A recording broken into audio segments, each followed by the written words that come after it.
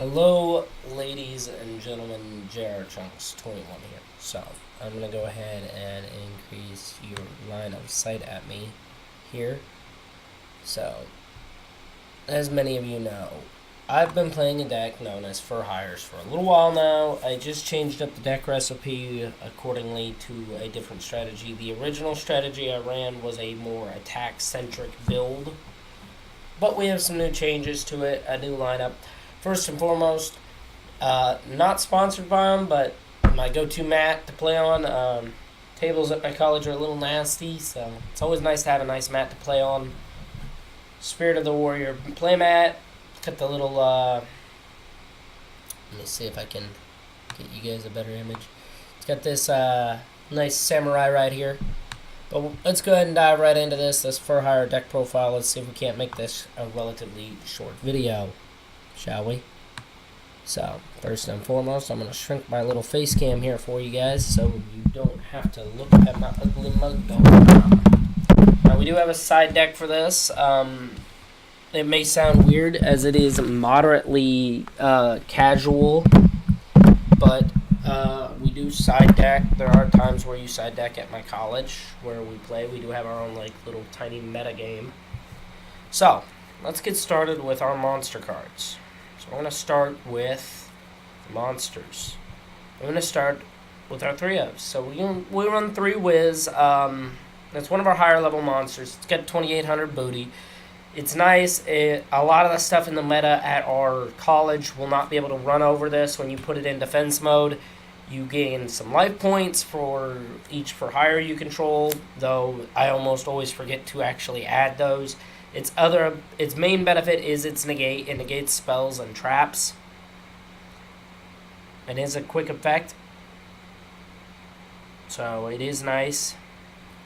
You just have to discard a Fur Hire card from your hand. So you special summon this, and it blocks your opponent's nasty spells and traps. So it's always nice to have one of these on the board. So 3 of him. He's pretty nice. Next, you're going to run your 3 draw power for hire. So you're going to run 3 Helmer. Helmer's really nice when you special summon him for hire off of his effect. All the low level for hires share the effect that when they're summoned, you could special summon another for hire with their effect, and when a for hire monster is special summoned while it's face up on the field, it gains a plus effect. So its effect is you pitch a for hire to draw a card, so it lets you dig into your deck and get some more draw power, get some nice stuff going for it. It's also got a 2k body, a 2k booty, so you always want to play it in defense mode unless you're going to like link it off or Z summon with it. But we'll get into the extra deck in a little bit. Next, you got your 3 Rafale. Always nice. Never good at pronouncing. I call it Rafale, Raphael, whatever you want to call it. It's the lead boss monster. 2,800 attack. Really nice attack power. When it's special summoned, you can dig equal to the number of Fur Hire monsters. You can reveal the cards off the top of your deck equal to the number of Fur Hire monsters you currently control, excluding him. So if you have him and Beat and Helmer, you dig for 2, and you get to add any card. It doesn't have to be a Fur Hire to your hand, which is nice. So you can add your power cards like your hand traps, your desires, your extension plays, or you can add a Fur Hire to negate. His effect is that his other effect that you almost never use is he negates monster effects. So you can pitch him for hire from your hand to negate a monster effect. So it's always nice to use his effect to block your hand traps and stuff like that.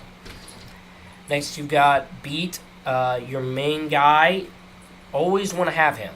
He's really nice. He's a really powerful card. When you special summon a for hire monster while he's face up on the field, you get to dig into your deck and get any for hire card, I do believe. No, it's just 1 monster for hire. So he's got a small body, 1,200 attack, 500 defense, level 3, but he is your main searcher. He searches any of the for hire monsters. So he's really nice to run. You always want to run 3 of him. Next, we got our 2-ofs. 2 Bravo, level 4, 1900 attack, reptile. He special summons. When he special summons a monster, or when you special summon a for hire monster with him face up on the field, each for hire monster you gain, all monsters for hire you currently control on the field gain 500 attack and defense until the end phase. So he's nice for that. He is your level. He's one of your level 4s, so you can go into a Baguska play to kind of stall your opponent out. 2 recons. He blows up set cards, monsters, and spells and traps. So he's nice to run just to special and summon another guy, blow up a spell or trap, just kind of block your opponent. Or blow up your face down spells and traps, stuff like that. 2 Seal, your other level 4, he's Beast Warrior.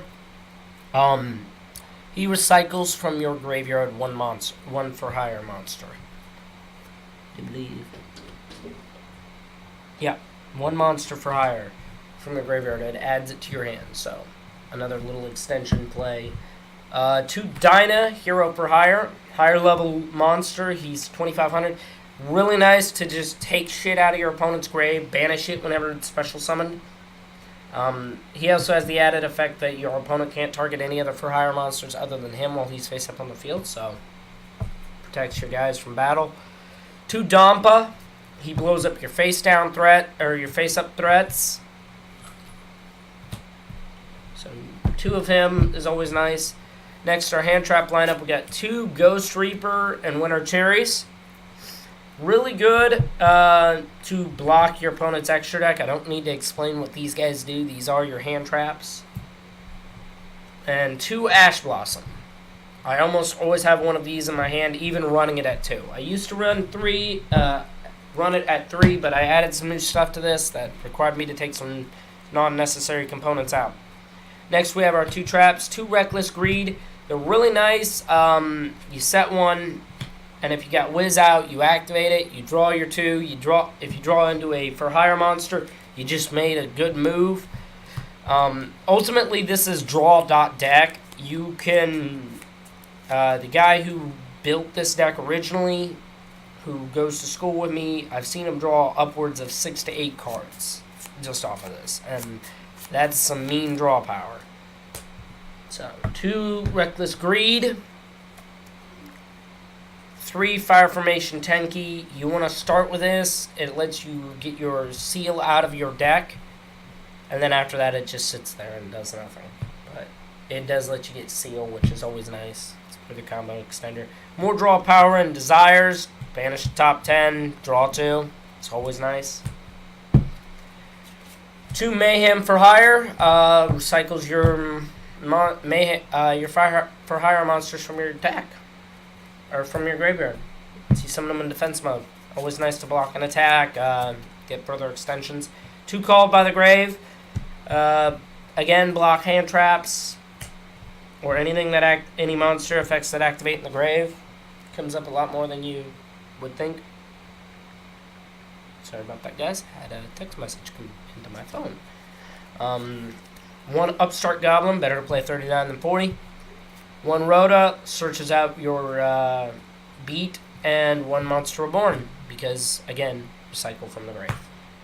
And the for hires don't specify they have to be special summoned by the for hire effect, so you can trigger them using your own spells and traps for recycling.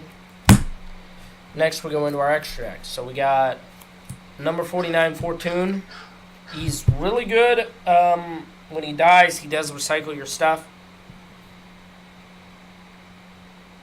Let me go ahead and put my phone on airplane mode. You'll gain 500 life points. We don't really care about that. The main effect is that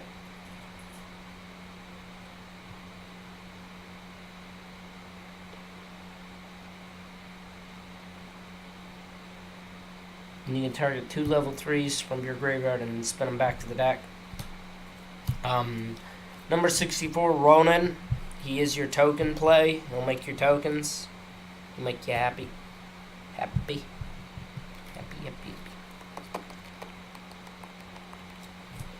Number 41, Baguska. Stall your opponent out. Say no, you're not playing Yu-Gi-Oh today. which is always nice. Underclock Taker, Cerberus, Phoenix, Trigate, Unicorn, and Summon Sorceress. A common lineup. As you guys know, I usually split my extra deck between my different decks. So, really, these guys almost never get used for whatever reason. Usually because I just don't feel like going into them. I've been known to go into Summon Sork occasionally. The main ones we go into are Fulgo. We run 3 of him. He is your in-theme Link monster. If you control another... First, when he's summoned, you can special summon a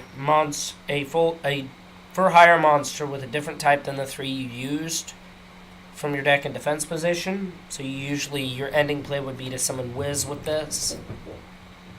Is usually what I do. And if you destroy a card by battle or card effect, you can draw 1 card. Then if you control 3 or more monsters for hire with different names, draw 2 additional cards. So he's nice to run with that. It's very nice to be able to pull that combo off and just fuck with your opponent a little bit on that one. So 3 of him. You could probably cut him back if you want to run something else. Like if Firewall ever comes back, cut one out. So yugioh, I go into him almost every duel only because I get the +4. I get to pick what I spin back into the deck. I get an extra special summon, which then facilitates another special summon, another special summon, another special summon. Always nice to have him. And then Borload for any pesky threats. So that would be your extra deck and your main deck. Now for your side deck. What am I running in my side deck? Well, I'm running 3 red Reboot. In case I'm playing one of the few people in the school that actually runs Infinite Impermanence and Evenly Matched and stuff like that. And then 3 Evenly Matched, because when I originally built this was an OTK style strategy where FTK, whatever you want to call it, its whole goal was to beat you to death in the first turn that I get to play. So, clear the board. Dark Hole and Raigeki to further clear boards. 3 Twin Twisters to clear back row. 2 Golden Testicles, the Spear modes, because, again, board clearing. And my 2 spare copies of Ghost Ogre and Ash Blossom. So, that would be our for hire deck profile, guys. I hope you guys enjoyed. I know I enjoy making these videos for you. I made this really quickly. I'll likely have a combo tutorial video out for you guys at some point when I get around to it. Next up, we got a vlog video that we plan to record at some point. And then we got Shit Show episode 2 coming out as soon as I get around to recording. So, hope you guys enjoyed. If you don't want to miss out on any content that may come out, now that I'm starting to have an opener schedule, smash that subscribe button, hit the bell. Follow me on Twitter. I usually post when I'm going to be uploading something new. So I thank you guys very much, and I hope you guys have a good day.